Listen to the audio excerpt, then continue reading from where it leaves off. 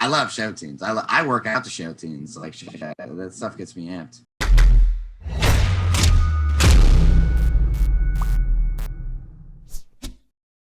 So I've always been a huge fan of the X Division. So imagine my delight right now that we have the current X Division champion, Ace Austin, on the show. And before we get to that chat, I gotta thank our sponsor for this interview, Upstart. And if you're carrying a credit card balance month after month, just know that you're not the only one. High interest rates make it tough to pay off your debt, but Upstart can help. Join the thousands of happy people who have made that final payment. Upstart is the fast and easy way to pay off your debt with a personal loan, and it's all online. Whether it's paying off credit cards, consolidating high interest debt, or funding personal expenses, over 500,000 people have used Upstart to get a simple, fixed monthly payment. Unlike other lenders, Upstart doesn't just look at your credit score, so if you don't have great credit, it's okay because they'll look at things like your income and your employment history, and that means they can offer you smarter rates with trusted lenders. With a 5-minute online rate check, you can see your rate up front for loans between $1,000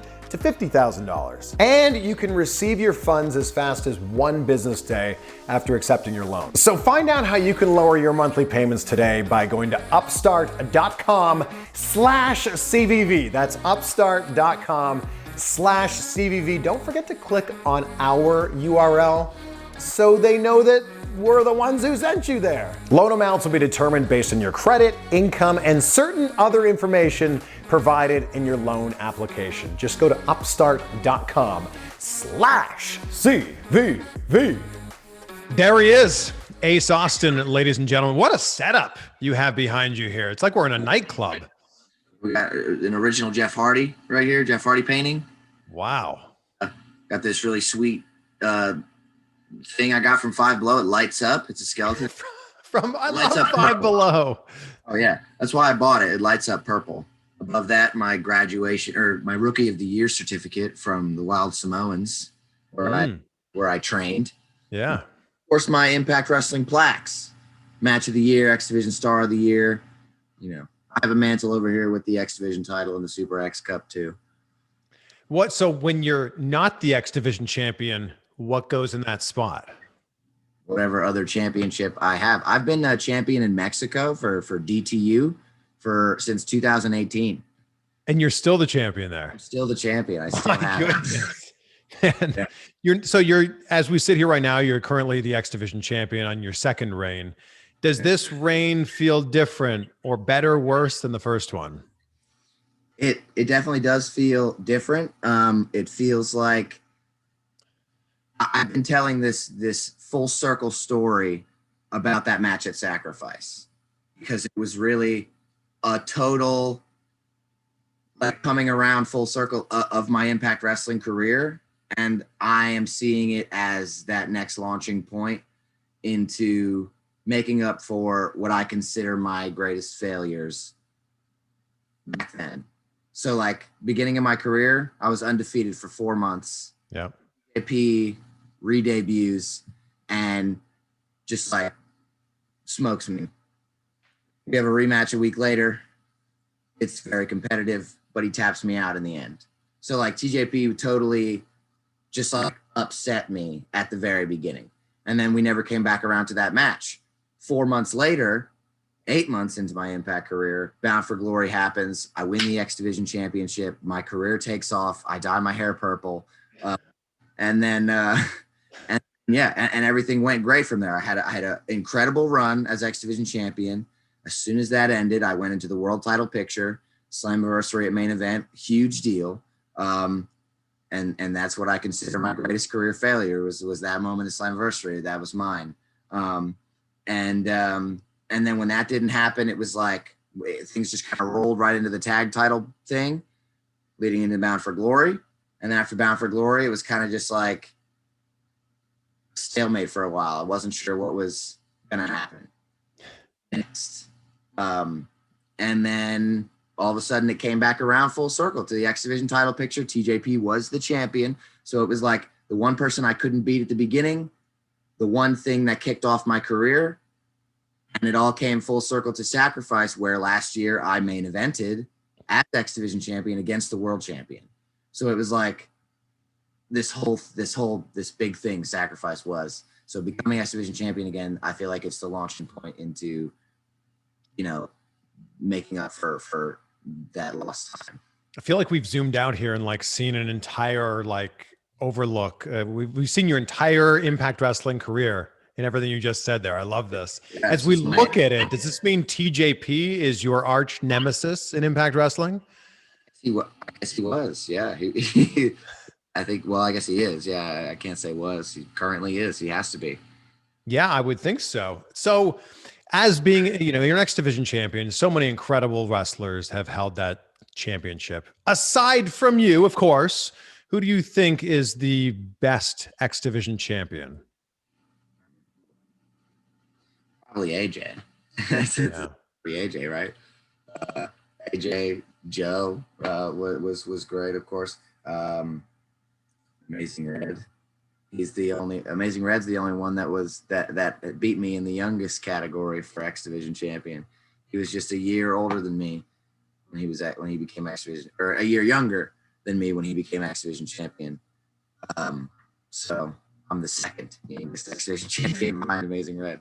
But when you were in that title picture for the world title, for the Impact Wrestling World Championship, if you won, you would have been the youngest champion of all time. Yeah, but that's not over yet.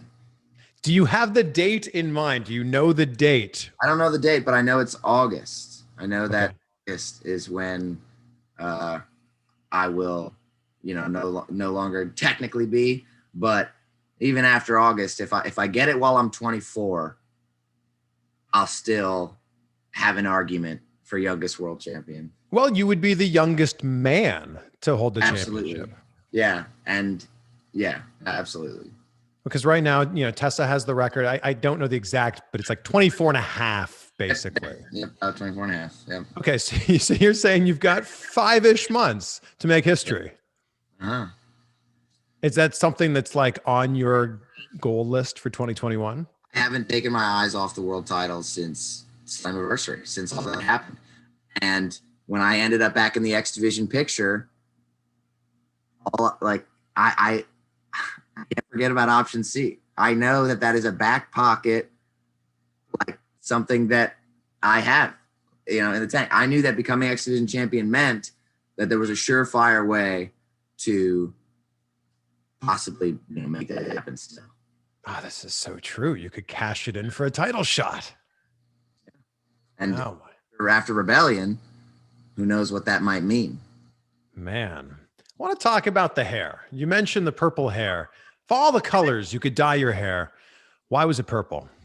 Well, purple is my favorite color. It's always been my favorite color. So that just seemed like the way to go. And red was way too on the nose. A lot of people do red. Red is the most common color in pro wrestling. Blue still wouldn't have really been as cool. I think that purple was just more of a unique route, and it was just the way to go. And purple was the color of most of my gear and stuff at the time too. So how does this work when you dye your hair purple? Do you go to the drugstore and buy some dye? Do you go to see a hairdresser and go, all right, we're doing purple today? Well, when I was living with Sammy, Jess used to do it. Jess or Sammy used to dye my hair for me. But now my girlfriend does it. So Sammy Callahan was dyeing your hair. Yeah. Yeah. Very aggressively, as you could imagine. He doesn't do anything any other way. That's how he does things. When you're growing up and your real name is Austin, do you feel like you're kind of on a path to one day become a pro wrestler? At what age do you realize my name's Austin? One of the greatest wrestlers of all time is also named Austin. Yeah. Besides that connection in itself, I just knew that I wanted to be a wrestler, from the time that I was like 4. My family was wrestling fans before me, and my mom had taken us to some live shows when we were like babies, like real young. So I don't really have any memories of those, but my first memories kind of started coming in when I was about 4. So that's kind of when I remember starting to Is that when you first realized, oh my gosh, Stone Cold Steve Austin, that's my name? Yeah, absolutely. It was it was and there were a lot of like in my school and like where I grew up, there were a lot of Austins too. So like common name thing. Yeah. Does your mom like, do you know why you were called Austin? I don't actually, funny enough, my name was almost Jericho. Your first name was going to be Jericho? Yeah, my mom almost named me Jericho. What? That would have been insane too. Right.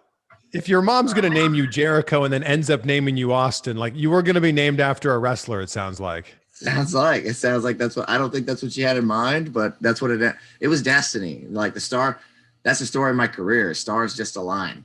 Yeah. So you're growing, you're born in 1997, right? Yes.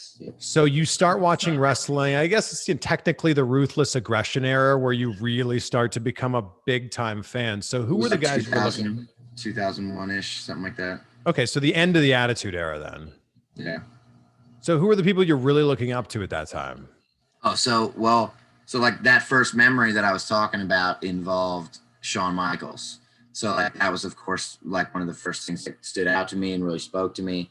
I loved Shawn. When I started watching, like, we always had like Comcast on demand, stuff like that. So I was always looking up like anything old WWE that I could find on Comcast. And of course, like the DVDs and stuff we get for Christmas. I loved Ultimate Warrior. Just like that energy. I just like, it was so connected to that. I loved Warrior. And then Rob Van Dam was another one. Like just with ease could just do specifically the way that he jumped to the top rope was something that I always in my head was like, it's just like, no matter where he is in the match, no matter how exhausted or blown up he's got to be, he can just in one fell swoop hop to the top rope just like that. So that was another one. And of course, Jeff Hardy. I mean, Jeff Hardy was probably the big one where it was like, somebody that I was always very short. I didn't hit a growth spurt until like high school. So like I always considered myself something of a misfit. I dressed in the most eccentric way I possibly could when I was younger. I used to get these like arm sleeves from Hot Topic and I'd wear these vests over my t-shirts for no reason. I dressed ridiculously. It was really just like, an outspoken character that I wanted to be. So like Jeff Hardy was a huge connection for me of like, I wasn't sure if I would ever be able to be one of those cookie cutter wrestling guys. So like Jeff Hardy was like, maybe I don't have to be. And now I feel like I've been able to blend the two. I have a very alternative look, but I have the body of a professional wrestler, so I really, that was. You mentioned AJ before, and there's been a lot of comparisons between you and AJ, certainly in the X division. When did you first become aware of AJ Styles? Definitely aware of like his presence, of course, when I was a little younger. But when I started watching wrestling, I didn't really know the difference between like the companies, the brands. So like whenever I saw wrestling content, I kind of just consumed it as wrestling content. I didn't really make a distinction. So growing up, there wasn't like a lot of kids that were wrestling fans. So I pretty much was only exposed to WWE stuff for most of my life. And then I saw an occasional TNA thing here and there when me and my brother kind of came across it, but we never like kept up with like the weekly episodes of TNA. So it wasn't until I got much older that, and of course, social media and video circulating on the internet, that like I was able to really kind of dive into that a little bit. And then it all pretty much changed when I turned 17 and I started training. And that's when I started surrounding myself with great, wrestling minds on the indies. And these people taught me about these indies that I had no idea about my whole life. I didn't know the concept of the indies. So like learning about that and then diving into the history of like TNA and all this stuff, it just like insane. So that was definitely when I started training. Here's what I'll say to sum that up. When I started training with like WWE in mind. That's all I really knew. Mm-hmm. Why I went to the Wild Samoans for training, because it was like, go here, opportunity with WWE, boom, boom, boom. That's how it's going to work, right?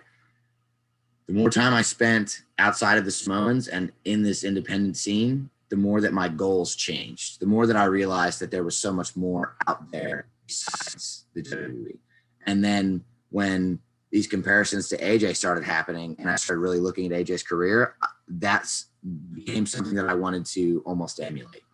He achieved so much before he settled into that WWE spot.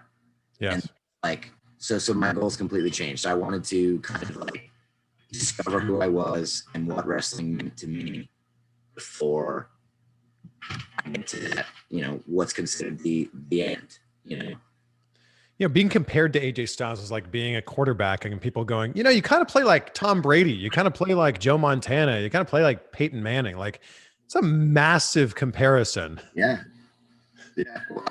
Going into the Slammiversary, they, Eric Tompkins, the head production guy, he showed me this.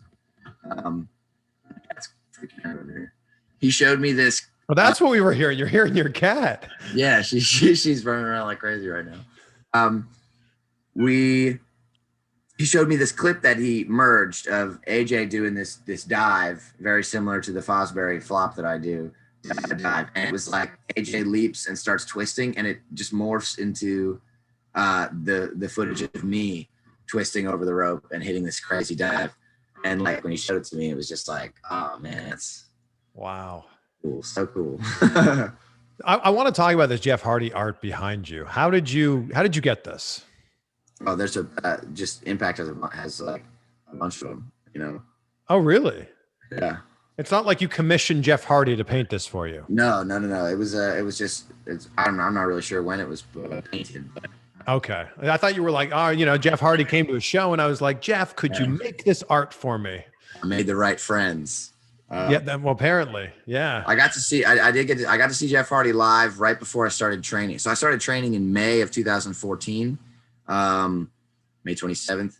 And then, so back in January of 2014, my mom worked at a radio station growing up. So she always got these like extra, giveaway tickets that either didn't get claimed or like maybe the contests got pushed or whatever.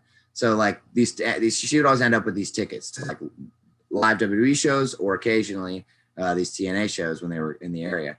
And we got to go to one time at the Sovereign Performing Arts Center in Reading in January 2014. I wore all of the Jeff Hardy gear that I owned. I just anything I could find. And then when we got there, we hit the merch table and I got more stuff to just put on. And then when Jeff Hardy came out, I stood on top of my chair in the auditorium and was like losing it. And he like pointed at me because I was like above the sea of people. So that was a really cool. My mom caught it like on our phone. So that was like a really cool thing. And then we got to go in the ring afterward and take a picture with him. And I was wearing purple skinny jeans and he said he liked my pants. And I was that might have been why purple became my favorite color, honestly. Maybe that's the connection I just made. Maybe that's so funny. I always looked at Impact Wrestling shows, how you had the opportunity afterwards to go in the ring and take a photo with the wrestlers. Like that is the most obscene idea to, think you could do that at a WWE show, but at a TNA show, Impact Wrestling show, like I have a photo of me and AJ Styles in the ring. I'm like, that's mind blowing to me. Huge. Yeah. For $20, Yeah, no, I love that there's like that. I don't know. You feel like you're part of the show when you do something like that. Oh yeah. And I had never felt a ring at that point. So like in my head, I was like, oh, I'm going to walk up these steps and I'm going to jump in this ring. Like I'm already a wrestler and they're going to, somebody's going to mentor me. Like just in my head, Karate Kid scenario of like, oh, somebody's going to see me and just be like, you must be trained. But as soon as I stepped on the canvas, it was like nothing I'd ever felt before. I was like, I almost lost my balance. So it was totally a fail. I was like, this isn't good. But this is pretty crazy that your first ring that you ever stepped foot in was an Impact Wrestling ring. Actually, I never thought about it like that, but yeah, you're right. Talk about it coming full circle again. Yeah. I mean, wow. Yeah. Wow. Yep. That was January 2014. May, I started training, and then September. So this is all the same year. September 2014, Samoans were doing ring crew for a TNA taping in Bethlehem, Pennsylvania at the Sands Casino. So I went as a student now for a few months to do this ring crew. I'm helping set up. It was the first time I'd seen like the backstage interview set. Jeremy Borash was like, cutting intro promos for like the tapings that they were doing. And it was just like crazy to see all this. I saw like, the match card and like just the crew's crazy. And then I was helping take tables out to put under the ring for gimmick matches later. And I saw Jeff and Matt show up and like sit down in the back. And I was like, I gotta talk to him. So I went over and I, said hello. And then I just asked him some advice on like what to wear in my ears when I wrestle, because like I had these blood plugs just like him at the time, not as big as his. But I was like, what do you wear in your ears? What should I look into doing? And then we just had a conversation about tattoos and whatnot. Man, that is so cool. Yeah, all in the same year. So that was such a just fast track, right? Just, And then if we fast forward from there, how long after that did you make your debut? Just wrestling debut. So that was September 2014. Then April 2015 was when I debuted. April 4th, 2015, I believe. So almost a full year of training with the Wild Samoans. Yeah, that was pretty much mandatory because in Pennsylvania, the commission rules were that I wasn't allowed to perform on a show until I was 18. Like a Pennsylvania law, with the athletic commission. So I didn't have a choice. I was like, they told me that I was ready for matches in like 4 months of training because I went so hard at it. So I was just doing training matches for the next, however many months consistently every week until April 2015 when I could finally, do something. And then it wasn't long after that before I was like doing a lot of stuff. I mean, by my 10th match, 8 months into it's strange that it was 8 months into my Impact Wrestling career, I became X Division champion. 8 months into my pro wrestling career is when I ended up at CZW for the Dojo Wars program. And that's what really opened up the door to like indie wrestling for me. So would you say that the dream match for you would be Jeff Hardy? Yeah, probably. Definitely Jeff Hardy. One of them was Rob Van Dam for sure. I'm of course disappointed that never happened with Impact. But there's always a chance. Did you have a point? I mean, Rob Van Dam spent a bunch of time in Impact. Did you have a point where you were able to like go, hey, RVD, like you meant so much to me growing up? Actually, when we did one of the tapings, like the like ECW kind of reunion hardcore, one of those like sorts of theme tapings in the 2300 arena in Philly. We went out afterwards for like cheesesteaks, and like RVD bought like me and like 3 other people that were just like in this hanging out these like cheesesteaks afterwards. So that was like really cool. Yeah, we got to talk a little bit about that kind of stuff. Are you still working at Hot Topic? Yeah, 10 years. The end of March, the end of this month will be 10 years. And it's like, the whole theme of this interview is like coming full circle. It's so interesting that now Hot Topic is this place where you can buy wrestling attire. And I had always said from the time that I got a job at Hot Topic when I was 14 years old, my bosses were always very supportive of the wrestling dream, the idea. Hot Topic's always been very supportive of like independent artists and people looking to explore, those kinds of avenues. So my one boss, his name was Steven. He used to be a backyard wrestler when he was in high school. And he was friends with, he backyard wrestled with G Raver, who then became an indie wrestler. And my boss never did. So like he had that kind of like, in the back of his mind. And then when he met me, when he became the manager, we had this really great relationship. We talked about wrestling all the time. And like I said, he was the reason that I've stayed with the company for so long, honestly, because he made sure that unconditionally I would have the time off that I needed. He made me choose between wrestling or work. And that's why I've stayed with the company for so long. The day that they tell me that I can't go to a booking because I need to work a shift is like, I'll leave, They've never done it to me. So it's always been like we work with each other. I make sure they know my commitments. And if something comes up, they are more than welcome to help me schedule around it.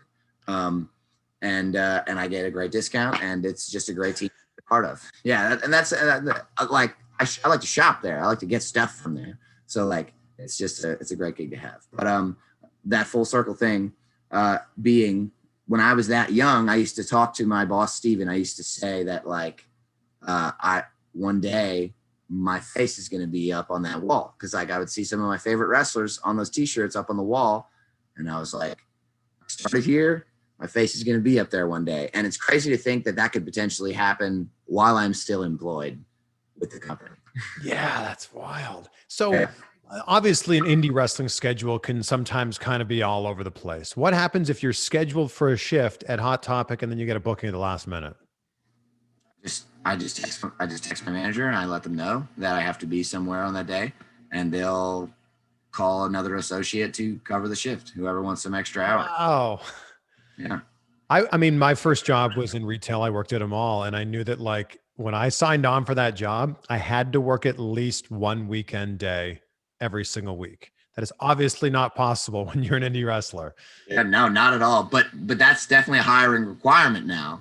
Like when they hire new people, they tell them like you have to work at least like one of these days on the weekends. But I get to be an exception to that, which is great.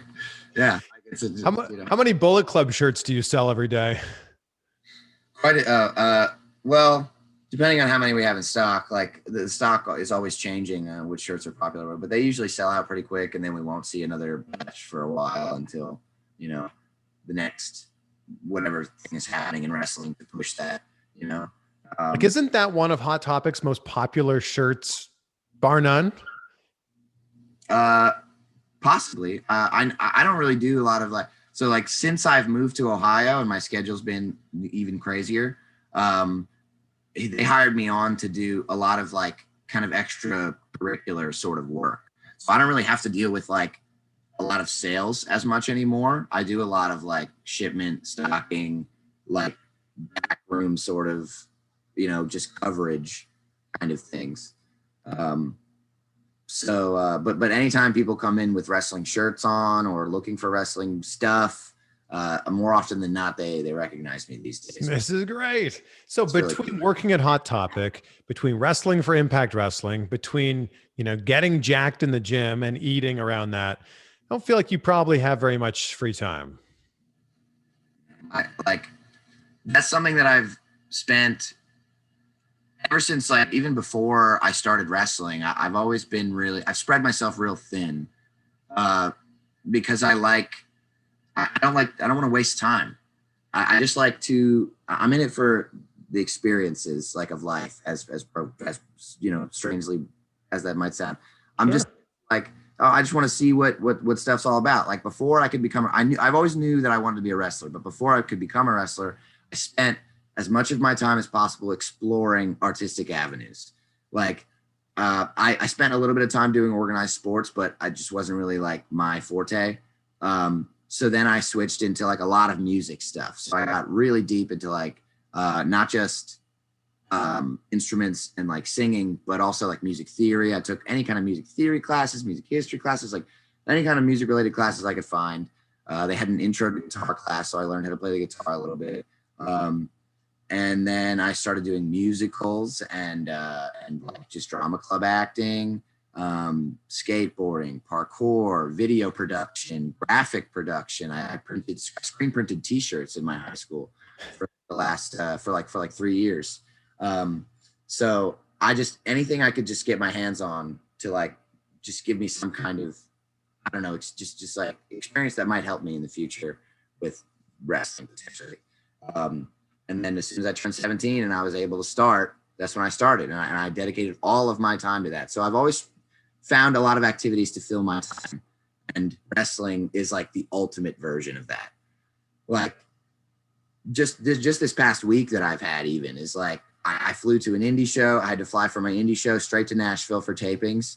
I had to, get tested, make sure everything was cool, and then go through tapings. And then I had to come home real late last night. Then today I got to jump in the car with Fulton. We're going to go do an indie show. We come home. We have another indie show tomorrow in Michigan. And then we come home. And then I got to jump on a plane Sunday to North Carolina for an indie and then come home. Yeah. I mean, it's busy. I feel like your look is heavily inspired by music and musicians. So who are some of the bands that you really got into? Well, Guns N' Roses is my favorite, bar none. I grew up with a very deep appreciation for Guns N' Roses. It was definitely a lot.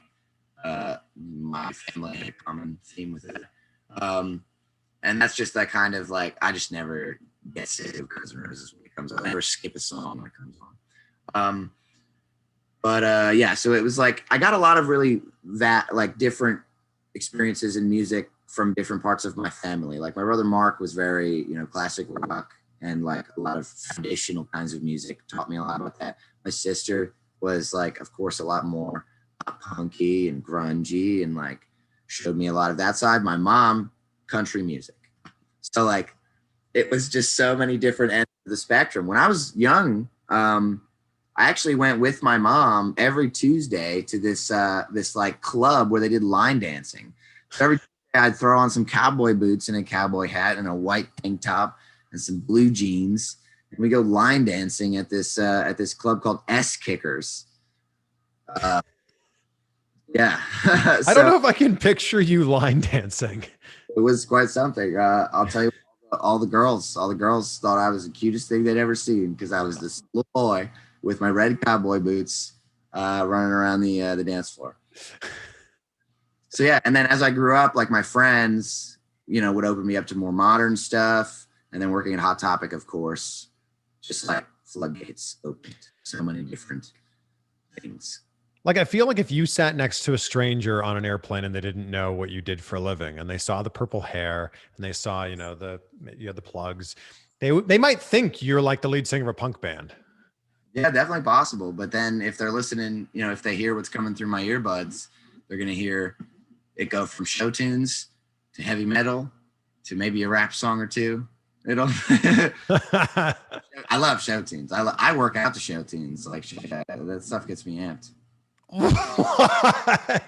Like what? Hamilton is so like inspirational that it just makes me feel like I have to do things. Well, that actually makes a lot of sense. Yeah. Rent. Rent is actually one of the things that helped keep me awake on the roads by myself a lot, like listening to Rent and singing Rent. What else? I have Sweeney Todd. I have Sweeney Todd on my phone too. I have to skip some of those songs though because they're really quiet and it's like they're really long. It's like that's not good for working out. But but yeah, there are lots of great ones. Or what's the go-to Rent song for you? Tango Maureen. Man, this is a deep cut. This is deep. You mentioned the t-shirts at Hot Topic, and I was actually there in Vegas when you debuted the Austin 316 shirt, and I went, oh! So yeah. What was the idea behind making your own, an Ace Austin 316 shirt? I think it was like, it was one of those buzz things. I was in the middle of like a really, hot run, and we had a lot of great stuff going on, and we had a lot of great stuff planned for the future. So the Austin 316 shirt kind of just was like an idea that somebody threw out. They said, that's great. Sammy drew up this design that was like so perfect for it that it was like, we have to do this. So they wanted to do, it was a shock factor thing. Cause like, how do all these hot, wrestlers recently, how did the t-shirt boom happen? You provide a shocking event for the world to be like, whoa, that really just happened, pro wrestling. And then like you brand that on a shirt And that's how you remember. Now they're doing it like 4 minutes after it happened. Oh yeah, they have it ready before it even happens. They know, which is genius. But Yeah. happened with that. It was like we did the shock factor of the whole bang your wife stuff. And then it was like, let's put this t-shirt out to just be like, no way. This is outrageous. I have to have this shirt. So that's what happened. Yeah. Austin 316 says, I just banged your wife. Yeah. Well, Austin 369, it changed to 369 after the initial run. Because it just, So how long were you wearing the 316 shirt? I think that's the one I wore that for like all the first Vegas run. Yeah. Because mine said 316, but the girls in the crowd said 369. And then it was like, I was the one that was kind of like, there's going to be some confusion there if people like are looking to buy the shirt. Like, so I think we should just run with the 369 thing. It makes more sense anyway. It's funnier anyway for the bit. I think we should run with that. So that's kind of, it just shifted to that then. So Yeah, and probably, 369, probably not trademarked. 316, I'm guessing might be. Maybe. Yeah, maybe. But like this storyline that you had at that time, you were like, kind of like this ladies' man. I just banged your wife. It's actually like the furthest thing from who you are in real life, I feel like. I guess you could say that. Yeah. Especially, in the last, what are we in now? 2021. So, in the last like 3 years or so, especially in the last 3 years, like since I met my girlfriend now that I've been with for a long time, she's kind of what changed all that. But before that, the gimmick might've been perfect, but not so much after. What did your girlfriend think of the gimmick when you had it? Well, thankfully, not only was she trying to get into the wrestling business herself, even before we met. That wasn't like a decision influenced by me or anything. She had those wheels turning before we had met each other. But she was also going to school for a performing arts degree at the University of Alabama. So like she was in the acting realm, the theater realm, all of that. So she understood, what happens on camera is in real life.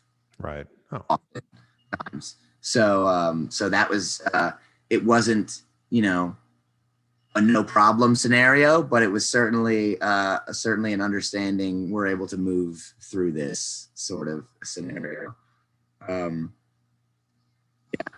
lot of like after the first couple of things, a lot of it was like, you don't need to tell me. I don't need to know.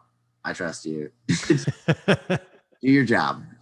Okay. Now that the forbidden door has been opened, now that AEW and Impact Wrestling are working together, who are some of the matches that you're hoping you can somehow get? I know that the Twitterverse definitely wants to see me and Sammy Guevara. Yep. And that's a one-on-one that's never happened. We've had one match we had a triple threat match once in Rhode Island for XWA. It was me, him, and Anthony Henry.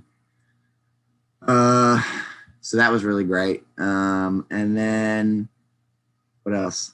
I know a lot of people want to see me and Darby too. Well, I think that makes sense. You're a skateboarder. Darby's a skateboarder. Yeah. And you could have some sort of skateboard match. Oh, we should. Yeah. Me and Darby actually had a singles at the same place, XWA in Rhode Island once. That was pretty awesome.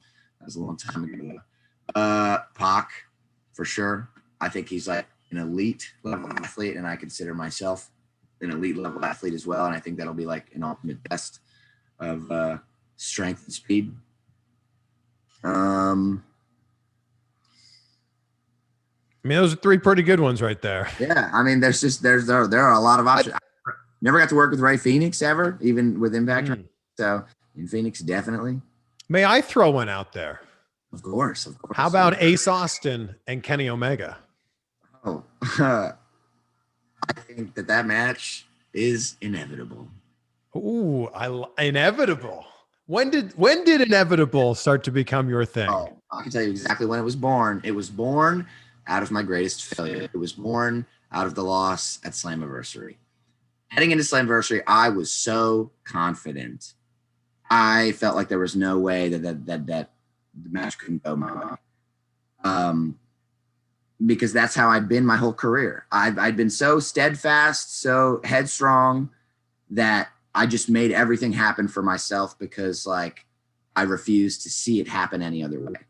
And I just like made my destiny a reality by speaking it into existence and accepting nothing less.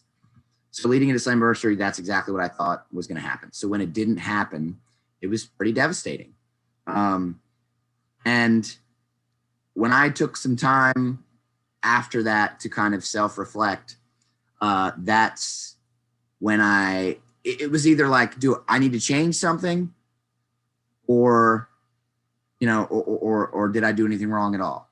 So that's how I kind of had to answer that question for myself. And I decided that I didn't. I decided that everything that I am, everything that I was not was not a failure, regardless of the loss. I felt like it might not have happened at Slammiversary, but I know that it's going to happen. And, you know, the definition of absolutely going to happen is inevitable. There's no way that it can't happen. And that's how I feel about myself. You know, even if I might be inaccurate about the time, it's eventually it's going to happen if I want it to. It is inevitable. It is inevitable. I So like this. And of course, I'm a huge superhero mark. So Thanos, you know. So you're more of a Marvel guy than a DC guy? No, I'm definitely more DC. But as far as like the cinematic universe goes, of course, Marvel dominates in that realm. Did you spend last night watching the Snyder Cut? I wasn't able to. I was on the road, and I wanted to watch it today, but I didn't have time, and I won't have time until Monday. I mean, it's a big chunk of time that you need to watch this thing. Yep, and I yeah. So I didn't want to just like start it today and then try to finish it on Monday. So I'm just. I've interviewed Zack Snyder numerous times. I'm so excited to watch this film because he's a genius when it comes to these films.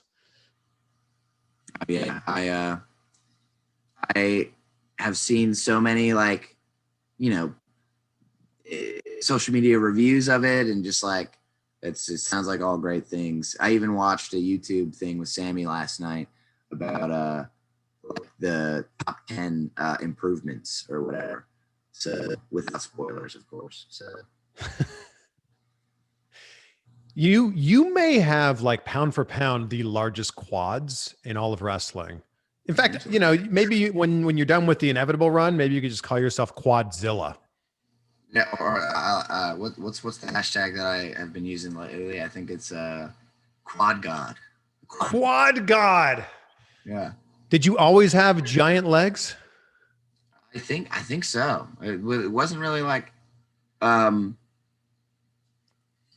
because like I was always much smaller, and I guess my base has always just been a lot wider. But it didn't rise to prominence until, you know, wrestling really, because like before that, I had no reason to be showing off my legs really at all. Yeah, they're hidden in jeans, or as you know, some people like to call them leg prisons. Leg prisons, indeed. So then when I started wrestling, originally I wore, you know, biker shorts. So it was my first pair of gear. And then when I started working with CZW, it was, you know, DJ Hyde that was like, why don't you wear trunks? And I was like, oh, trunks are weird, you know, I don't want to wear trunks.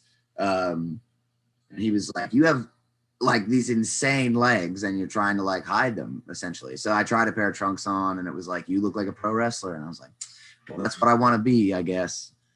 So then I went with it, and now I'm totally comfortable with it. Now it's like. So you're telling me you don't have like some ridiculous leg day routine? Well, I mean, I definitely have in the past. Right now, I just have a really well-balanced routine. I've spent the last 2 years really trying to dial in a lot of aspects of, you know, training. I've always trained really hard in the gym, but I've always felt like I was missing knowledge, and that always really like gave me some anxiety. I've always had some kind of gym anxiety. I think what's pushed me to work so hard is that like I wasn't sure if I was doing everything I needed to do. So I wanted to make sure that I was always working as hard as I possibly could be. So then especially in the last year, I focused a lot more on the diet aspect because it just changes everything about your results.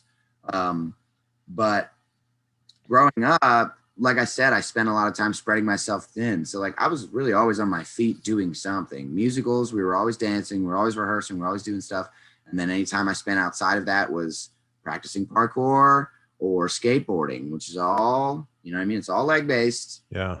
You're always running, you're always pushing with your legs. So like I think that had a lot to do with it. And then when I started working out really seriously, me and my friend Ben back home, we followed The Rock's Hercules workout when he did the Hercules movie. Yeah. Workout on his Instagram. And I screenshotted all of them and I was like, we're going to do this, dude. We're going to do this.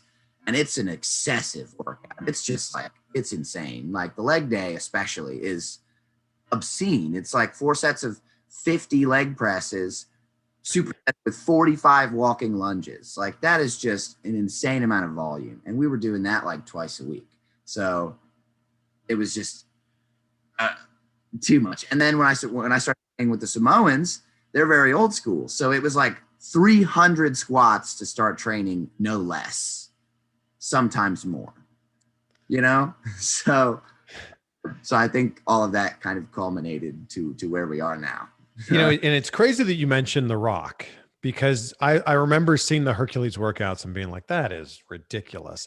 And as great of shape that we thought The Rock was in for Hercules, he's in insane shape for Black Adam.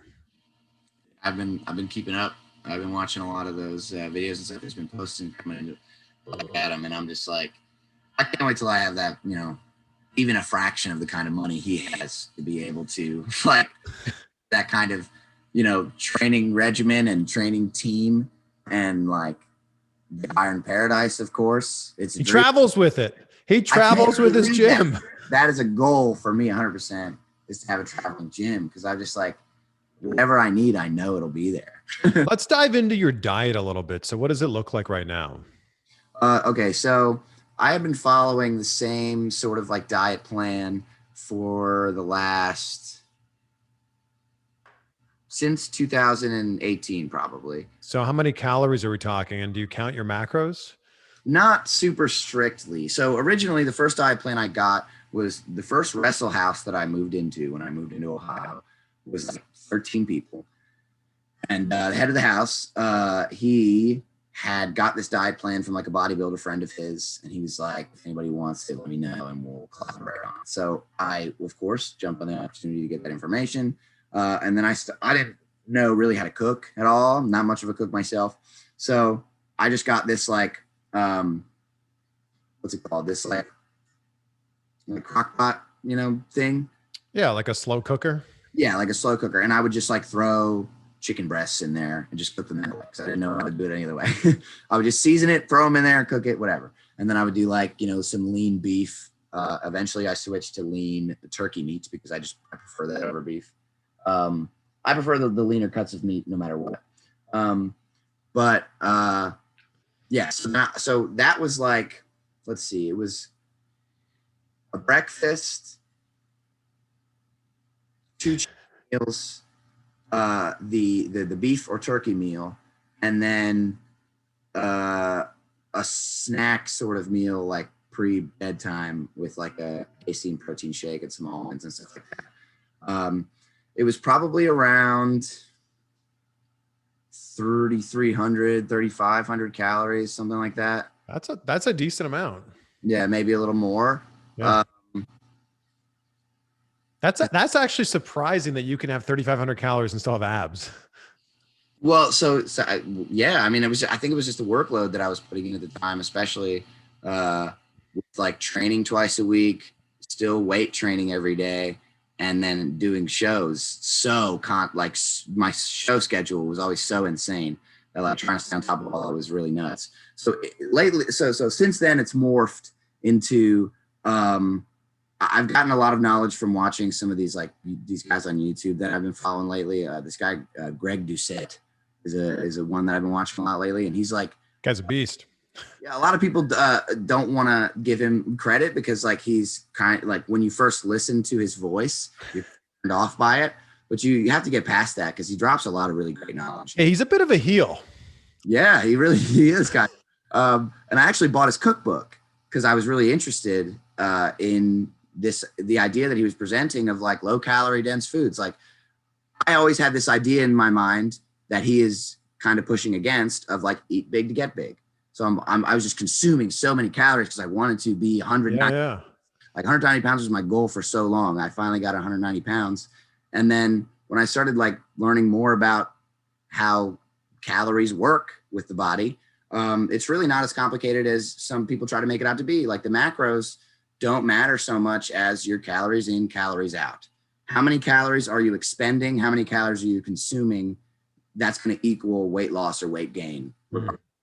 So all I did leading into like sacrifice was cut out one of those meals that I eat every day. So I still kind of have the same baseline. I do like a breakfast that includes like 2 scoops of isolate just so I can get an instant, some instant protein in the morning. And then whatever else that breakfast might be. And then it's like some form of chicken meal, some form of lean turkey meal. And then, I have a shake after my workout and then a shake before bed with casein protein. It's like the longer. I don't want to dive too deep into this, but how are you getting so many calories from just protein? Like you must have a ton of carbs in there too. Yeah. So the shakes that I drink throughout the day are pretty much to just like guarantee that I'm going to hit that goal of like 1 gram of protein per pound of body weight. That's right. I don't really need any more than that. So like the shakes that I drink throughout the day almost guarantee that, so that I can kind of play with my meals throughout the day and maybe consume more carbs than I normally would for if me and my girlfriend are trying to have a certain kind of meal, like whatever I'd want to play with. Listening to the Greg Doucette guy has really like taken me out of that mindset I used to be in of it has to strictly be this. It has to be the chicken broccoli rice. It has to be the chicken broccoli rice. It doesn't have to be. If you figure out what the lowest calorie but most dense food is, it's like you'll fill yourself up, you'll consume less calories, and then you'll lose weight. So leading into sacrifice, I really just like a strict just weightlifting period of time. I would follow that up with DDPY just about every day, and the DDPY, it was the perfect amount of extra calories burned that I needed, so that when I took that one meal out every day, it just like I just like dropped like 6 pounds of body fat like right away. It was so yes, I felt really good going into sacrifice. I worked so hard to be 190 for so long, but I was carrying around some extra body fat that I didn't need. Yeah, so now, like back down to like 186 or whatever now. Yeah. You've mentioned sacrifice a bunch, but I want to talk about Hard to Kill briefly here because Matt Cardona debuting against you, I think, made both of you guys look really good. Yeah. That was one of those kind of cool career moments that when you're in the ring, you kind of have to turn off. As a professional and as somebody who wants to be at the top, I'm not going to give anybody else my spotlight, no matter how much I might respect or admire them. So growing up, Matt Cardona was, of course, one of those guys that like I had always seen. Me and my brother like really liked his stuff when we were younger. So that moment at Hard to Kill was pretty cool. But like I said, that you just have to, as a professional who wants to be at the top, you just have to be able to perform. You have to just on. There's no reason I shouldn't be the same level of star that Matt Cardona is. That's the attitude I have to have. Yeah. As we wrap things up here, is the X Division Championship reachable? Is it something you can grab and show us? It's actually it's in my bag, ready to go. Oh, it's ready to go. Oh, he's packed. That's right. He's packed up and ready to go. Do you bring it to all the indie shows? I can grab it. Usually, yeah. Yes, let's grab it. Let's grab this. I can grab it. Let's see the X Division Championship. And wow, and as Ace Austin moves, we see there's a cat tree behind him. I'm fully expecting a cat to jump out and jump onto that right below the Jeff Hardy artwork that we see here. I need to get some art. A lot of Funkos there. Which Funkos do we have in the corner? There's 1, 2, 3, 4. I think it might be 6 Funkos. Those are just my Funkos that I don't have the boxes for, that were like gifts. I have a whole wall of Funkos Okay. in box, kind of over. Oh my gosh. Yeah, you do. It's very tall. But yeah, so here we have the Here it is. championship in all of its glory, and the ring light is There it is. new and improved. Yeah, there's a lot of history in that championship. Yeah, and I actually held the blue version, and then I held it when they repainted the blue version to the red version, and now I'm holding the totally updated, redone version. Yeah. And everything. So I've had like 3 iterations of the X Division Championship already. This has been cool, Ace. I'm so glad we finally made this happen. I mean, we've been talking about this since we first met in person. That was September of 2019. Yeah, and people have been tagging it on Twitter a bunch too over the years. I've been waiting for it. Well, here we are. We made this thing happen. I look forward to doing this in person with you, but I end every interview, Ace, talking about gratitude because it's a big thing that drives my life. So I'm curious, what are 3 things in your life that you're grateful for right now? I'm grateful for my career, of course. You know, I'm grateful that I've been able to do as much as I have so fast. Just done, you know, grateful for all the people that I've, you know, met, the connections I've made. That's all kind of encompassed into one, of course. Grateful for my grandmother, you know, may she rest in peace, of course. She passed her right at the beginning of the quarantine COVID period. It wasn't due to COVID or anything. It was due to prior complications, but COVID quarantine is the reason I wasn't able to make it out to Pennsylvania back home to, you know, see her before she was gone. So I'm grateful for my grandmother. She's pretty much the reason that I have been able to be this successful this fast. If it wasn't for her, I wouldn't have had the gas money. I wouldn't have had the cars that it took to get to the shows that I needed to get to. I wouldn't have had somebody to go with me when I was 17 every week to training. So I owe it all to her for sure. What else? I'm grateful for my girlfriend. She's incredibly supportive, and she makes my life so much easier to deal with the craziness with the schedule. You know, if there's things that I can't do, she's always right there to help. And I'm grateful for the X Division Championship, of course. There. Man, thank you so much. I really enjoyed this. Yeah, this is cool. I've definitely been excited to do this. Well, we made it happen. It just happened. So thank you.